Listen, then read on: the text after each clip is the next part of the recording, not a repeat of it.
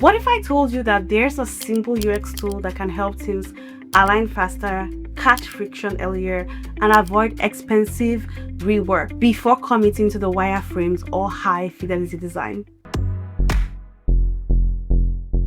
Do you struggle to comprehend industry standards as an early career UX designer or product designer? If so, don't worry, you are exactly who this series was made for. I have compiled a full A to Z guide of product design terms to help you understand and use them confidently in your communication so as to set clear expectations and show your value as a designer. So far, I have covered letter A through R, and today we are on letter S. And our word for today is, drumroll, storyboarding.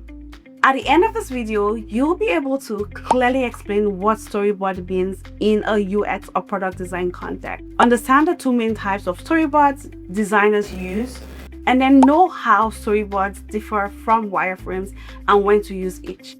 So let's start with a clear definition. What is a storyboard?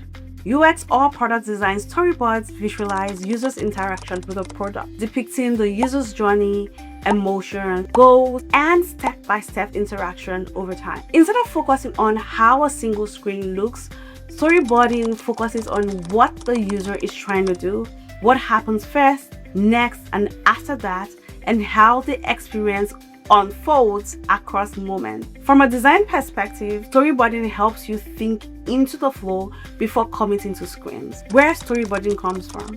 Storyboarding didn't start in product or UX design. It actually comes from film and animation, where teams learned early on that if you don't plan the experience before production, you'll pay for it later. So instead of jumping straight into expensive work, they storyboarded scenes, transitions, and emotional bits. Product and UX teams adopted storyboarding for the same reason, because in product design, written requirements are open to interpretation. Static screens don't show time, sequence, or emotion, and misunderstandings compound very quickly. Why storyboarding matters in UX or product design? From a UX perspective, storyboarding does a few important things. It makes flows visible. Design problems often live between screens, not on them. Storyboards help surface this gap early. It aligns teams.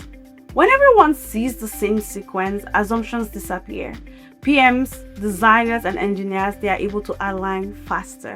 It saves time. Fixing a flow in a sketch is far cheaper than fixing it in high-fidelity designs or development. It builds empathy. Storyboarding forces you to consider user's goal, emotion, and context, not just the user interface. This is why experienced designers rely on storyboarding instinctively, even if they do not always call it that. Types of storyboard. Alright, now that we have that out of the way, there are two types of storyboards that you typically see in UX or product design. And the difference really is about what your focus is. One focuses on the user in their everyday life, and the other focuses on the product in use inside the everyday life. Now, let's break it down. 1. Context or user journey storyboard. This type of storyboard is human first. It shows the user's real-world environment, what's happening around them, their goals, emotions, and constraints, and why they even need the product. Imagine you're designing a mobile banking app. The storyboard shows a user standing in a grocery store line, holding a basket in one hand and their phone in the other, remembering that their card was declined yesterday and feeling anxious and embarrassed. So they pull out their phone to quickly check. Do I have enough money? Did my paycheck land? And is my card locked? Notice that the storyboard stresses the urgency and the context, and that context tells the team this experience needs to be fast, discreet, and reassuring. That insight comes before the wireframe exists. 2. Interaction or product storyboard. This type of storyboard zooms in on the product itself. It focuses on step-by-step interaction, key touch point, system responses, and what happens next in the flow. Here's an example. Using the same banking app, frame 1 would show the user opening up the app. In frame 2, we'll see them successfully log in with Face ID. Then frame 3 captures their account on the screen, clearly showing the available fonts. In frame 4, would see the card status indicating an active tag, and finally in frame 5, the storyboard captures a small reassurance message that shows the fonts is available. This storyboard helps the team ask questions like, is loading fast enough for the stressed user? Is balance easy to scan? Or are we missing reassurance at a critical moment? Now, here's a simple way to remember the difference. Context storyboards answer, why does the user need this right now? Interaction storyboards answers, how does the product support them step by step? They both do the same thing, but they have a different focus. And in real projects, designers often use both. Storyboard versus wireframe.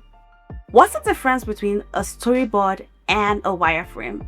A lot of early career designers get this confused. Here's the difference. A wireframe focuses on the layout and structure, represents a single screen, and most importantly, answers, what does this look like? On the other hand, a storyboard focuses on sequence and interaction. It spans multiple moments and answers what happens next.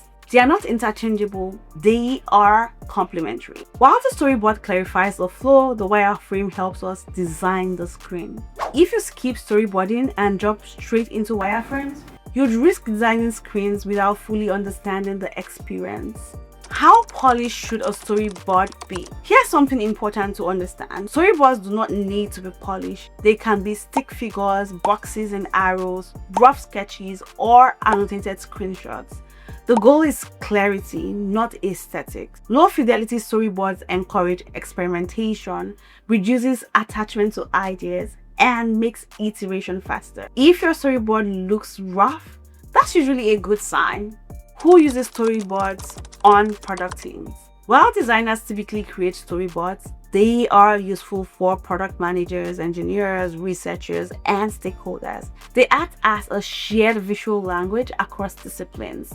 Storyboarding and inclusive design. Storyboarding also supports more inclusive design thinking. By visualizing different scenarios, you can ask, what if the user is distracted? What if they are using a screen reader? What if they interact through voice instead of touch? Including these moments early helps accessibility become part of the design process, not an afterthought. So to recap, a storyboard is a visual sequence of users' interaction. It focuses on flows, not screens. It is used before wireframes and high-fidelity design, and it helps teams align, iterate faster, and catch friction early. And that's S for storyboarding. If you found this video helpful, give it a thumbs up. It helps more designers discover this series. And if you're new here, subscribe so that you don't miss the next letter in the A to Z of product design. Thanks for watching, and I'll see you in the next video. Bye!